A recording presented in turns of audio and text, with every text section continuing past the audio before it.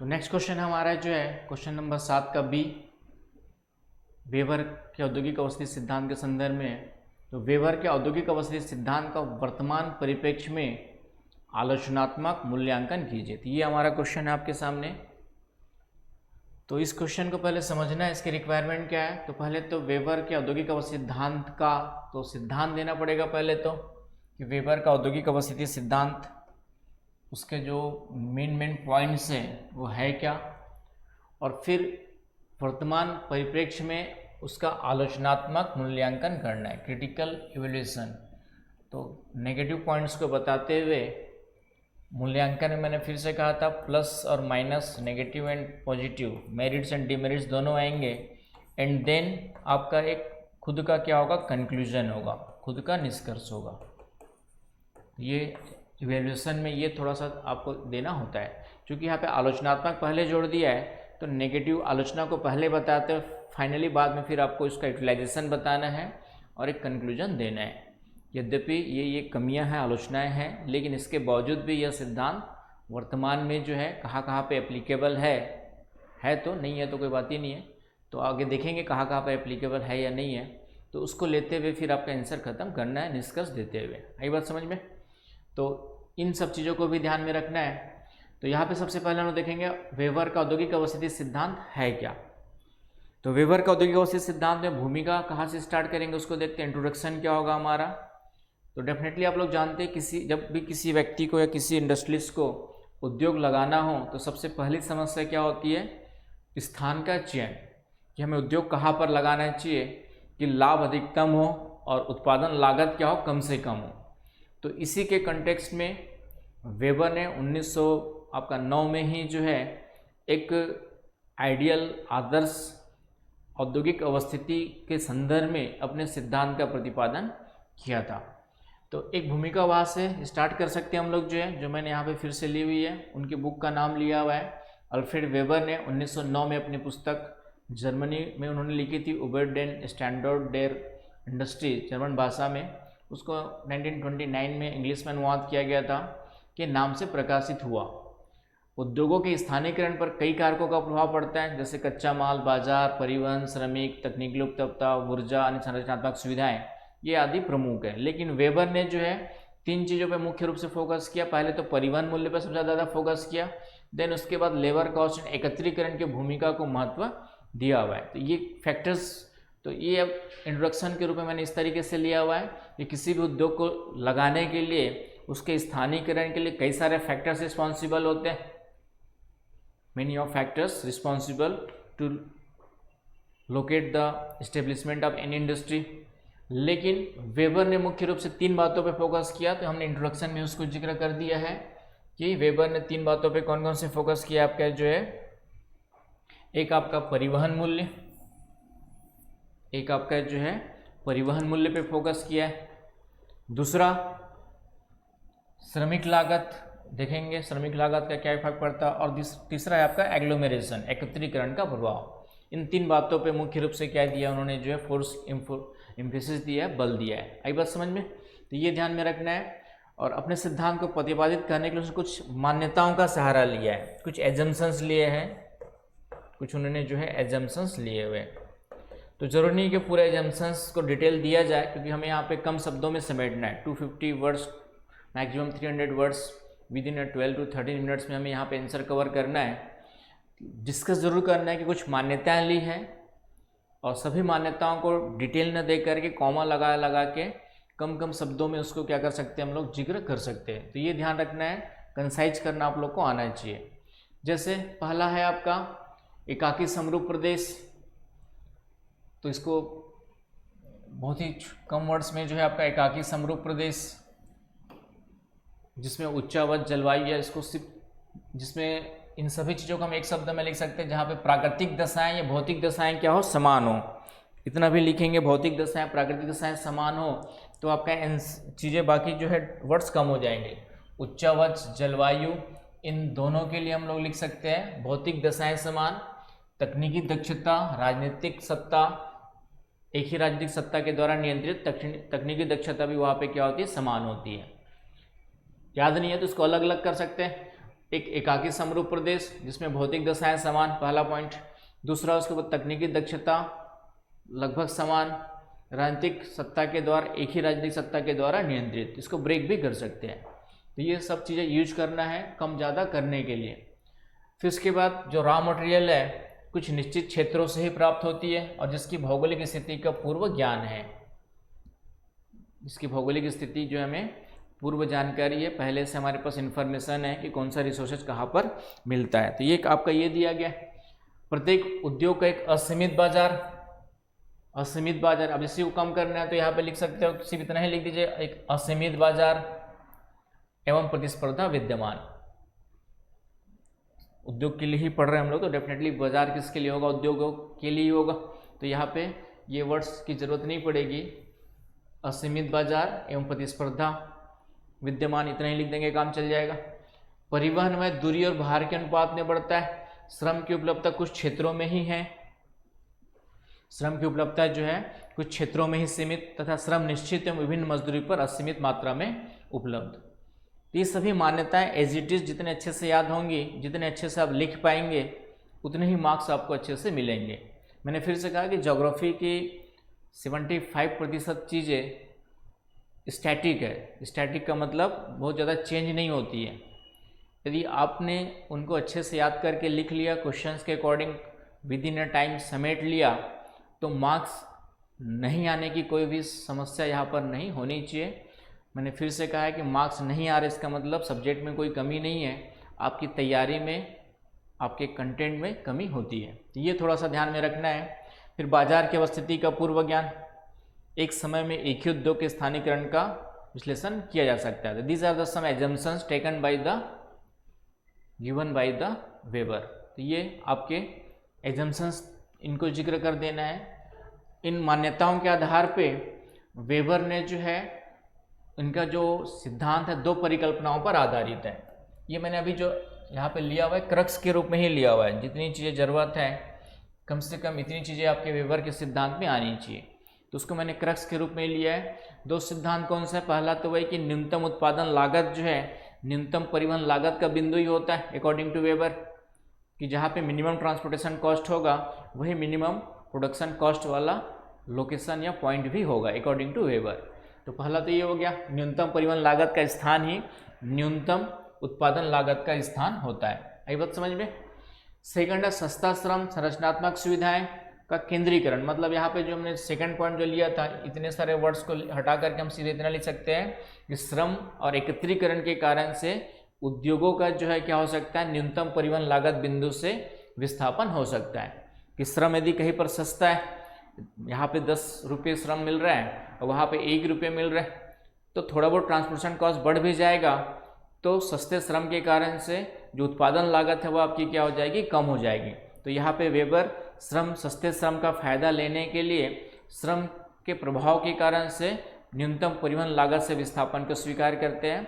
और साथ ही साथ एकत्रीकरण का मतलब है जब 2 या 2 से अधिक इंडस्ट्री एक ही जगह पर एकत्रित हो जाती है तो कई सारी संरचनात्मक सुविधाओं का लाभ एक साथ मिलने लगता है। सभी को अलग से पावर पॉइंट नहीं बनाने पड़ेंगे, वाटर सप्लाई अलग से नहीं करनी पड़ेगी, सड़कें अलग से नहीं बनानी पड़ेंगी।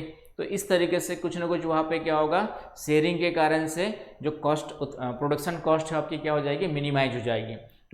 तो उसके लिए जो है वो इंडस्ट्री वहाँ से क्या हो सकती है आपकी जो है shifted from minimum transportation cost point. तो ये दूसरा आपका जो ये चीज़ लिया हुआ है कि न्यूनतम श्रम लागत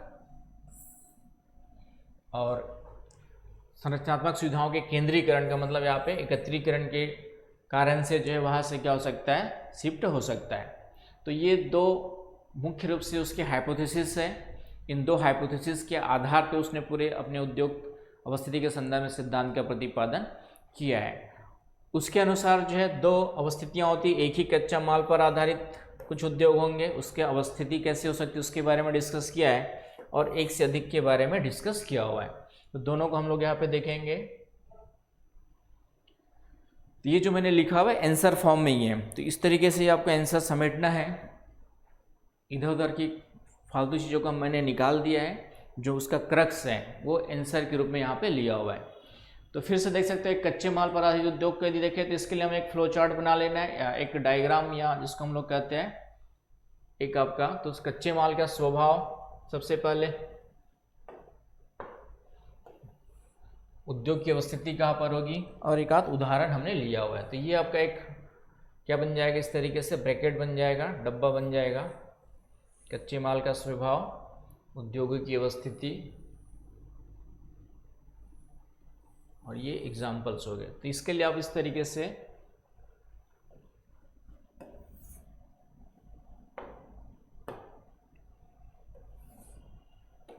तीन कॉलम बना लेंगे आपका। यहाँ पे कच्चे माल का स्वभाव, इंडस्ट्री की लोकेशंस कहाँ पर होगी वो बता देंगे, और यहाँ पर एग्जाम्पल। तो इस तरीके से यहाँ पे हमने 2-3 कंडीशंस की हमने क्या किया हुआ यहाँ पे जो है डिस्कस किया हुआ है। तो वो कौन सी कंडीशंस है देखते हैं।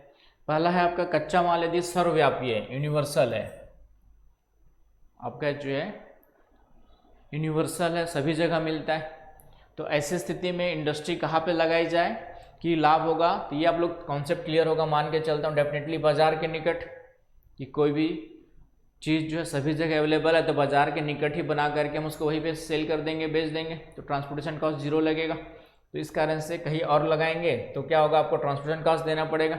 जैसे बर्फ़ का कारखाना, तो आज भी बर्फ़ का कारखाना, आइस फैक्ट्री जो है वह नियर बाई द मार्केट होता है। तो एक कच्चे माल पर आधारित उद्योग की बात कर रहे हैं हम लोग यहाँ पर। तो एक कच्चे माल में यदि कच्चे माल का स्वभाव जो है सर्वव्यापी है, यूनिवर्सल है, राइट, इंग्लिश में यूबिक्यूटोस वर्ड यूज किया हुआ है। और दूसरा है कच्चा माल स्थानीय, किसी स्थान विशेष पे मिलता है लेकिन शुद्ध है। शुद्ध का मतलब यहाँ पे आप लोग जानते हैं कि कच्चे माल का जो भार है, raw material equal to produced material, कच्चे माल का भार और उत्पादित वस्तु का भार दोनों क्या होता है, जब बराबर होता है तो वैसे कच्चे माल को क्या कहते हैं, शुद्ध कच्चा माल कहा जाता है। तो ऐसी स्थिति में भी इंडस्ट्री कहाँ पर लग सकती है, बाजार अथवा कच्चे माल दोनों में से कहीं पर भी लग सकती है। बाजार अथवा कच्चे माल दोनों पर भी लग सकती है, कहीं पर भी जो है। जैसे कपास से कपड़ा, वस्त्र उद्योग इसका एग्जाम्पल है। अब कपास एक शुद्ध कच्चा माल है, अब यहाँ पर इंडस्ट्री लगा करके मार्केट तक ला करके बेचो तो 100 किलोग्राम कपास यूज करते हैं हम लोग, तो 100 किलोग्राम क्या बनेगा आपका, जो है कपड़ा बनेगा। कपड़ा भी कितना बनेगा आपका, जो क्लॉथ बनेगा वह भी 100 kg बनेगा। तो इस 100 kg कपास को मार्केट तक ला करके इंडस्ट्री यहाँ पर लगाओ, या फिर इस कपड़े को 100 kg कपड़ा वहीं से बना करके वहीं तक इंडस्ट्री यहाँ पे ला के मार्केट में बेचो। तो दोनों को हमें यहाँ पे क्या करना पड़ता है, 100 kg का ही ट्रांसपोर्टेशन करना है। तो इसलिए इंडस्ट्री जो है कच्चे माल के निकट भी हो सकती है या फिर बाजार के निकट भी हो सकती है, कहीं पर भी लगाने से आपका काम चल जाएगा। तो जब शुद्ध कच्चा माल हो तो इंडस्ट्री लोकेटेड इधर नियर द मार्केट और near the you can establish near the raw material. Point clear है? तो ये आपको ध्यान में रखना है। तो ये क्लियर हो गया होगा आप लोग को, और क्लियर होगा आप लोग को, क्योंकि आप लोग आंसर डिस्कशन हो रहा है। तो मान के चलता हूँ आप लोग टॉपिक पढ़े हुए और नहीं पता है तो फिर मान के चलिए आपको अभी पता नहीं है तो पढ़ना पड़ेगा। आई बात समझ में? फिर कच्चा माल स्थानीय अशुद्ध है, किसी स्थान विशेष में, और अशुद्ध का मतलब वजन में कमी, सामान्यता लेके चलते हैं कि उसमें अशुद्धता निकाल देंगे तो वेट क्या हो जाएगा आपका, कम हो जाएगा।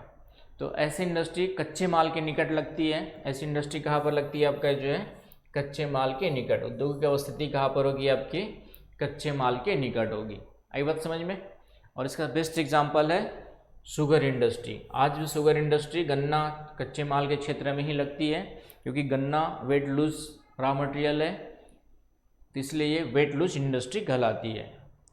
तो ये इस तरीके से एक कच्चे माल पर आधारित उद्योगों का विश्लेषण के लिए सिर्फ ये आपको जो क्या बना देना है, एक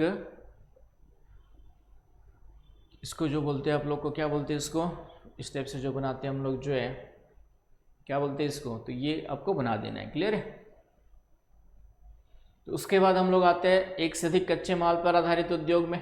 तो एक से अधिक कच्चे माल पर आएंगे तो उसके लिए फिर वेबर ने कैसे एनालिसिस किया है उसको हम लोग देखते हैं। एक से अधिक कच्चे माल की बात करें तो यहाँ पर एक से अधिक कच्चे माल में भी जो है मुख्य रूप से 2 कच्चे माल किसी इंडस्ट्री के लिए ज़्यादा महत्वपूर्ण होते हैं। अदर की तुलना में। जैसे लौह इस्पात उद्योग की बात करें, आयरन स्टील इंडस्ट्री की बात करें, तो कोयला और लोहा सबसे ज़्यादा वेटेज होता है अदर डोलोमाइट, चूना पत्थर, अन्य जो कच्चे माल लगते हैं उसकी तुलना में। तो ये दो, लोहा और कोयला ही जो है लौह इस्पात इंडस्ट्री को मुख्य रूप से क्या करते हैं, निर्धारित करते हैं। तो यहाँ पर वेबर भी जो है एक से अधिक कच्चे मालों के संदर्भ में केवल दो कच्चे माल को महत्वपूर्ण भूमिका मानते हुए औद्योगिक अवस्थिति का विश्लेषण करते हैं। तो क्या विश्लेषण करते हैं, उसके लिए फिर से वही वाला आपका एक पूरा का पूरा क्या बन जाएगा, आपका जो टेबल बन जाएगा, उसको टेबल कहते हैं। ठीक है, तो टेबल के द्वारा हम उसको दिखा सकते हैं, राइट। तो टेबल के द्वारा देखते हैं हम लोग जो है, तो यहाँ पर भी टेबल है आपका। ये कच्चे माल का स्वभाव एक अलग हो जाएगा। यहाँ पे एग्जाम्पल्स हमने नहीं लिया है, एग्जाम्पल्स को अपने हिसाब से सोचेंगे। ये कच्चे माल के स्वभाव के संदर्भ में हो गया, यहाँ से लेकर के यहाँ तक ये वाला एक अलग हो गया और इधर वाला अलग हो गया, उद्योगों की अवस्थिति। तो यहाँ पे सबसे पहला है R1 एंड R2 सर्वव्यापी, यूनिवर्सल है। अब आपको खुद से दिमाग लगाना है कि जब दोनों यूनिवर्सल है तो डेफिनेटली इंडस्ट्री कहाँ पे लगनी चाहिए, मार्केट के निकट, क्योंकि कहीं और से दूसरे को ला करके ट्रांसपोर्ट करने से कोई तुक दिखता नहीं यहाँ पे जो है। तो इंडस्ट्री कहाँ पर होगी आपकी जो है, नियर द मार्केट, राइट, जिससे आपको उत्पादन लागत मिनिमम होगी। एक सर्वव्यापी है, दूसरा स्थानीय है, परंतु बाजार के निकट नहीं है। तो यहाँ पे समझिए इसको कि हमारा मार्केट यहाँ पर है, एक कच्चा माल यहाँ पर है, दूसरा सर्वव्यापी है। ये कच्चा माल किसी पर्टिकुलर स्थान पर है और R2 जो है मार्केट के निकट भी है और अदर रीजन्स में यहाँ पर भी है, राइट। कहाँ पर भी, हर जगह पर है। R1 सर्वव्यापी है, R2 स्थानीय है। तो R1 सर्वव्यापी है, तो R2 यहाँ पर हो गया, R1 सर्वव्यापी है। यहाँ पर भी R1 R2 के पास भी है, ये सर्वव्यापी है। R2 पर्टिकुलर लोकेशन पे मिलता है। तो ऐसी स्थिति में इंडस्ट्री कहाँ पे लगाएंगे, फिर से मार्केट के निकट लगाएंगे। क्यों लगाएंगे, क्योंकि सीधी सी बात है, यदि हम यहाँ पे इंडस्ट्री लगाते हैं R2 के पास, तो इन दोनों को जब हम प्लस करेंगे, मिलाएंगे, R1 कच्चा माल जो सर्वव्यापी इसमें मिलाएंगे, तो डेफिनेटली इसका वेट क्या हो जाएगा, वेट इंक्रीज कर जाएगा। तो अधिक वेट हमें ट्रांसपोर्ट करना पड़ेगा मार्केट तक ले जाने के लिए। जब R1 यहीं पर हमारे पास मार्केट के पास भी अवेलेबल है, तो हम सीधा सीधा क्या करेंगे, आपका जो है सीधा सीधा केवल R2 को ही यहाँ तक ट्रांसपोर्ट करेंगे। हम लोग क्या करेंगे, आपका जो है R2 को ही ट्रांसपोर्ट करेंगे। तो R2 को ही ट्रांसपोर्ट करके यहाँ तक लाएंगे। तो R2 को ट्रांसपोर्ट किए, R1 यहीं से बाजार के निकट ही अवेलेबल है, उसको मिला करके यहीं पे सेल कर दिए। तो यहाँ पे ट्रांसपोर्टेशन कास्ट हमें किसके लिए देना पड़ेगा, only and only for R2। आई बात समझ में। तो डेफिनेटली इंडस्ट्री फिर से कहाँ पे लगाएंगे, तो आपका न्यूनतम लागत लगेगी, मिनिमम ट्रांसपोर्टेशन कॉस्ट लगेगा आपका जो है नियर द मार्केट। ये चीज़ समझ में आ गई होगी। दोनों स्थानीय है किंतु शुद्ध है, मतलब वेट लूज नहीं होगा, वेट गेन नहीं होगा, बराबर रहेंगे। तो ऐसी स्थिति में भी बाजार के निकट होगा। क्यों, स्थानीय है मतलब R1 यहाँ पर है, R2 यहाँ पर है, राइट। दोनों अलग अलग स्थान पर है लेकिन शुद्ध है, मतलब वेट लूज नहीं होता है, वेट इक्वल रहता है। अब मान लेते हैं इंडस्ट्री यहाँ पे लगाते हैं हम लोग, सपोज दैट, तो R2 को यहाँ पे लाना पड़ेगा। R2 मान लिया 100 किलोग्राम है और R1 यहाँ पे 100 किलोग्राम मिल गया फिर से। तो R2 को हम यहाँ तक लाएंगे, फिर R1 और R2 को मिला करके कोई आपका कोई प्रोड्यूस गुड तैयार करेंगे। तो यहाँ पे 200 किलोग्राम हो गया, फिर 200 किलोग्राम को ट्रांसपोर्ट करना पड़ेगा। तो ऐसी स्थिति में हमें ट्रांसपोर्टेशन कितना करना पड़ रहा है, 100 ये लाना पड़ रहा है, 200 इधर ले जाना पड़ रहा है, तो 300 किलोग्राम ट्रांसपोर्ट करना पड़ रहा है। तो डेफिनेटली नुकसान होगा। तो हम क्या करेंगे, R1 R2 100 kg यहाँ इसको ट्रांसपोर्ट करेंगे, 100 kg ये वाला ट्रांसपोर्ट करेंगे।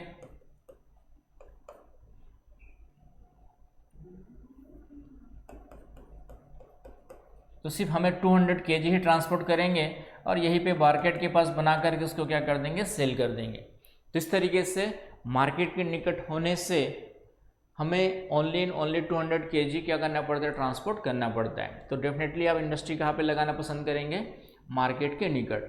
तो ये स्थिति हो गई आपकी जो है फोर्थ कंडीशन बाजार के निकट। अब जो लास्ट कंडीशन है जिसको वेबर ने जो है एक नया कॉन्सेप्ट दिया, स्थानीयकरण लगान, स्थानीयकरण त्रिभुज, लोकेशनल ट्रायंगल। R1 R2 दोनों स्थानीय हैं, पर्टिकुलर स्थान पे मिलते हैं, लेकिन अशुद्ध है, मतलब वेट लूज करेंगे, वेट कम होगा। तो ऐसी स्थिति में इंडस्ट्री कहाँ पे लगेगी, यह एक समस्या सबसे बड़ी देखी जाती है। तो इसके समाधान के लिए वेबर ने स्थानीयकरण त्रिभुज का सहारा लिया। और स्थानीयकरण त्रिभुज का मतलब है कि R1 और R2 और मार्केट जब तीनों अलग अलग होते हैं, R1 यहाँ पर है, R2 यहाँ पर है और मार्केट इधर है, तो ऐसी स्थिति में वेबर ने बताया कि इंडस्ट्री कहाँ पे लगाने से फ़ायदा होगा, आपका जो है इंडस्ट्री इन तीनों को मिला करके जो त्रिभुज बनता है उसके बीच में यहाँ पर कहीं पर लगेगा।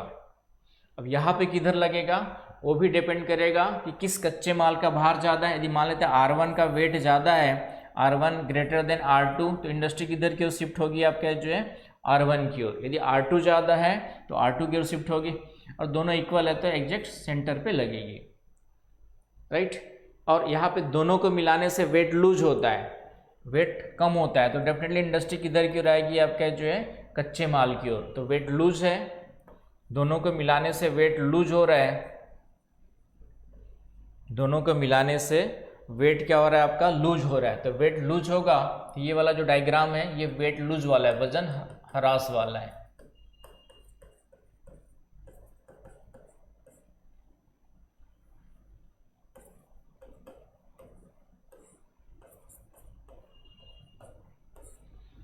तो वेट लूज करेगा मतलब ये है कि यदि हम इसका 100 किलोग्राम लेते हैं, इसका भी 200 किलोग्राम लेते हैं, तो दोनों को जब मिलाते हैं तो टोटल जो होता है वह 300 किलोग्राम ना हो करके 150 किलोग्राम बनता है, सपोज दैट। यहाँ पे वेट क्या हो गया, 50% हो गया, तो डेफिनेटली इंडस्ट्री यहीं पर कहीं पे लगाएंगे। और 150 किलोग्राम का हम लोग क्या करेंगे, कम भार को अधिक दूरी तक ट्रेवल करेंगे तो हमें फ़ायदा होगा, ट्रांसपोर्टेशन कास्ट कम देना पड़ेगा। लेकिन यदि दोनों में वजन में वृद्धि होती है, वेट गेन वाला है ये वाला डायग्राम, वजन बढ़ता है। यदि मान लेते हैं 100 kg ये मिलाया हमने, 200 kg ये मिलाया, और दोनों को मिलाएंगे और फिर बाकी और कुछ पदार्थ मिलेगा, और ये 300 kg के स्थान पे हो गया आपका जो 400 kg का बनता है। तो 400 kg का बनेगा तो डेफिनेटली हम इस 400 kg को न्यूनतम ट्रेवल कराना चाहेंगे, न्यूनतम दूरी ट्रेवल कराना चाहेंगे, और इस तरीके से इंडस्ट्री किधर की ओर शिफ्ट होगी, आपकी जो है मार्केट की ओर। तो यहाँ पर आपको क्या लिखना है, वो वाला आपका टेबल बना के दे देना है, और एक एनालिसिस करना है कि अकॉर्डिंग टू वेबर जब दोनों कच्चे माल स्थानीय हो और अशुद्ध हो, ऐसी स्थिति में वेबर ने समस्या का समाधान स्थानीयकरण त्रिभुज के माध्यम से देने की कोशिश की। और स्थानीयकरण त्रिभुज का मतलब ये है कि मार्केट और दोनों कच्चे माल को मिलाकर के जो त्रिभुज बनता है, इंडस्ट्री उसके बीच में कहीं पर स्थापित होगी। कहाँ पर होगी, इसके लिए यदि वजन ह्रास उद्योग है तो कच्चे माल की ओर शिफ्ट होगी, और वजन वृद्धि उद्योग है तो किधर की ओर शिफ्ट होगी, आपकी जो है मार्केट की ओर शिफ्ट होगी। आई बात समझ में? क्योंकि हमें कम शब्दों में लिखना है तो इतना ही काफ़ी। इसी को जब ज़्यादा लिखना हो तो एक एग्जाम्पल देके बढ़ा सकते हैं, समझा सकते हैं, एक दो एग्जाम्पल देके बढ़ा दीजिए। तो इस तरीके से इसको एक्सप्लेन करना है। बहुत ही सरल है यदि समझ गए तो, लेकिन इतना आसानी से आप लोग नहीं लिख पाएंगे, नहीं लिख पाते बच्चे उतना क्लियर कट। ये मैंने दे दिया, वजन ह्रास उद्योग में इस्पात सीमेंट ये वजन ह्रास उद्योग में आते हैं। तो ये मैंने अभी कॉन्सेप्ट क्लियर कर ही दिया आप लोग को जो है। तो अधिकतम दूरी तक तैयार माल ढोया जाएगा जब वजन ह्रास है तो, और वजन वृद्धि है तो कम दूरी तक ढोया जाएगा। तो यहाँ पे हमने जमशेदपुर का एक एग्जाम्पल लिया कि तीनों के लगभग बीच में है। झरिया, यहाँ पे झरिया होगा, रानीगंज झरे से कोयला आता है, और यहाँ पे जो है आपका लोहा वगैरह आता है आपका इधर सिंहभूमि वगैरह से, और जमशेदपुर तीनों के बीच में स्थित है, मार्केट पूरा इंडिया है। तो इस तरीके से जो है आपका ये देखा जा सकता है। आई बात समझ में? तो ये हो गया आपका जो है जमशेदपुर की लोकेशन। वजन वृद्धि है तो मार्केट की ओर जाएगा, खाद्य पदार्थ उद्योग मार्केट के ज़्यादा करीब होते हैं आपके जो है, ये आपका मार्केट के करीब मिलेंगे। आई बात समझ में? नगर के करीब मिलेंगे। तो इसके लिए आपका बिस्कुट, आइसक्रीम अब फिर श्रम का प्रभाव, तो इसके बाद फिर थोड़ा सा जिक्र कर देना है कि न्यूनतम परिवहन लागत से विस्थापन के लिए मैंने शुरुआत में ही बता दिया।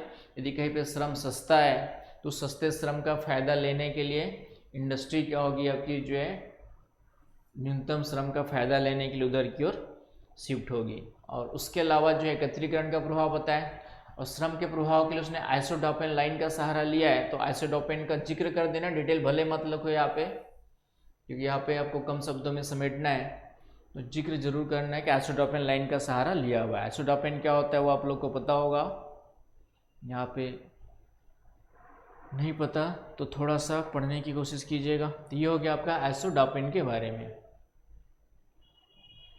फिर उसके बाद एकत्रीकरण के लिए कि जब दो या दो से अधिक इंडस्ट्री जो है एक साथ आ जाती है तो कई सारी सुविधाओं का एक साथ लाभ मिलता है। तो सभी इंडस्ट्री यदि यहाँ पर आकर के शिफ्ट हो जाएंगे तो कई सारी चीज़ों का शेयरिंग होगा, और शेयरिंग होगा तो कई सारी चीज़ों का फ़ायदा मिलेगा। कॉस्ट क्या हो जाएगी आपकी, प्रोडक्शन कॉस्ट घट जाएगी। और इस तरीके से इंडस्ट्री की दर क्यों रहेगी, एकत्रीकरण का फ़ायदा लेने के लिए न्यूनतम परिवहन लागत बिंदु ये हो सकता है, लेकिन यहाँ से शिफ्ट होकर किधर आ जाएगी, इसका विस्थापन जो है एकत्रीकरण का फ़ायदा लेने के लिए इधर हो सकता है। ये वेबर ने कंसिडर किया हुआ है। आज भी हम लोग देखते हैं कि एकत्रीकरण के कारण से कुछ इंडस्ट्री जिन क्षेत्रों में पहले से जमी हुई है उन्हीं क्षेत्रों में नई इंडस्ट्री की भी स्थापना होती है, जब तक कि गवर्नमेंट वगैरह जो है विकेंद्रीकरण को बढ़ावा न दे। सेज का कॉन्सेप्ट भी यही है कि सेज में गवर्नमेंट पूरा का पूरा डेवलप करके दे रही है, फिर वहाँ पे इंडस्ट्री को क्या कर सके, आकर्षित कर सके। इसी कंटेक्स्ट में तो बहुत सारी चीज़ें हैं। अब उसको वेबर को अब उसका वर्तमान में मूल्यांकन करेंगे तो कई सारी आलोचनाएं हैं, उसकी जितनी भी मान्यताएं हैं वर्तमान में अव्यवहारिक है, बहुत सारी मान्यताएं। डिमांड और सप्लाई को उसने कंसिडर नहीं किया, मांग और सप्लाई, हालांकि मान्यता में उसने मान लिया था कि लगभग सभी दशाएं क्या होती है, समान होती है। तो कई सारी चीज़ों को उसने कंसिडर नहीं किया। व्यवहारिक मान्यताएं, कल्पनाएं जो है दूरी के साथ परिवहन व समान दर से नहीं बढ़ता है, कम होते जाता है। व्यवहार में जो है कच्चे माल के परिवहन में असामान्य वृद्धि हो तो विकल्प के रूप में ढूंढना स्टार्ट कर देते हैं। यहाँ पे अन्य विकल्प स्रोतों पर उन्होंने ध्यान नहीं दिया। मांग सर्वत्र समान नहीं हो सकती है।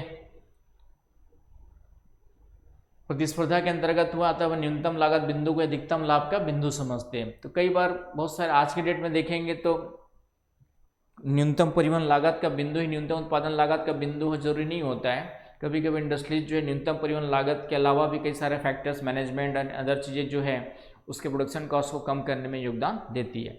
तो इन सब चीज़ों को उसने कंसिडर नहीं किया है। तो एक आलोचना के कुछ बिंदु डाल देना है कम शब्दों में।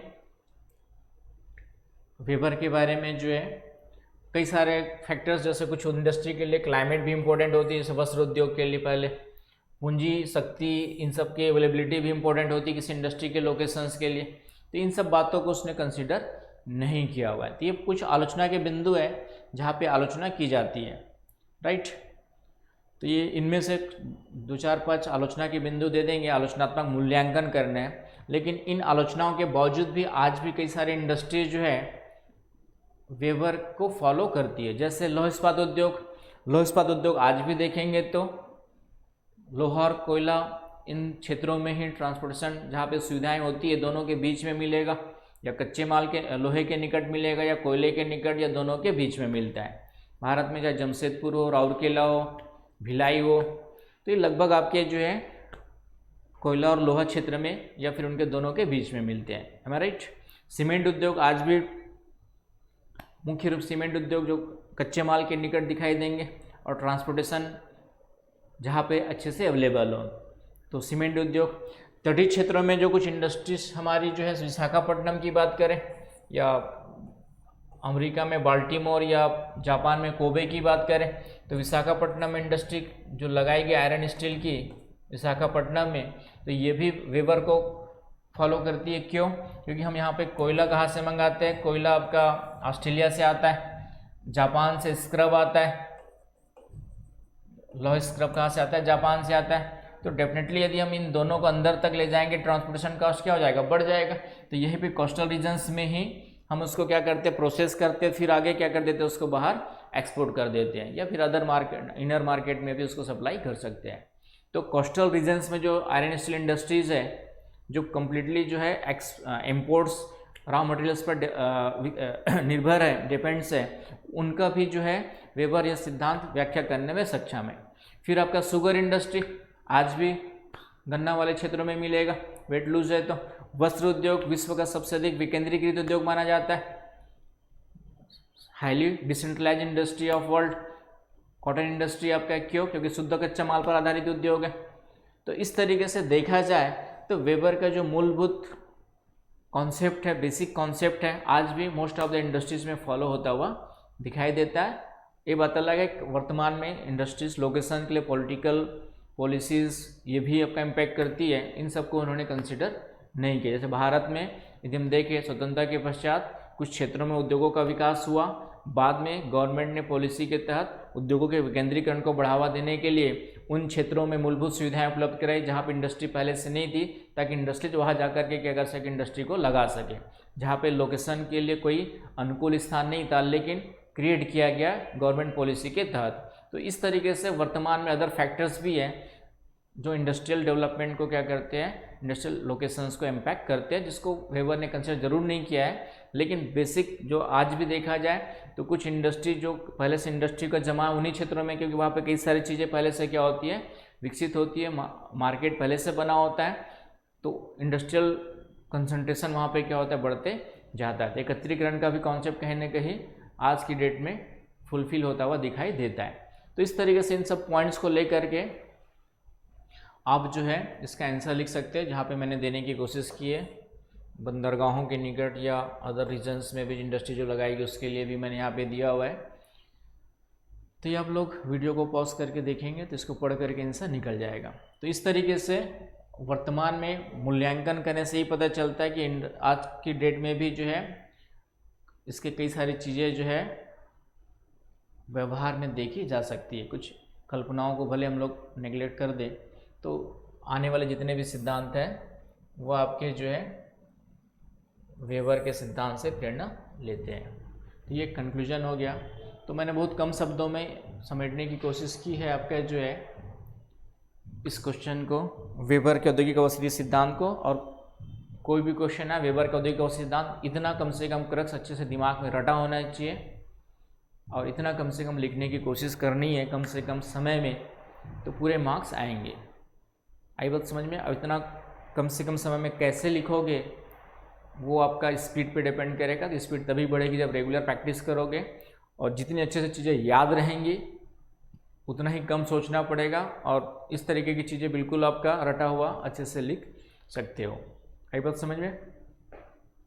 तो ये क्वेश्चन हमारे यहाँ पे क्या होता है, ख़त्म होता है। क्वेश्चन नंबर 7 का बी। आई बात समझ में? Thank you.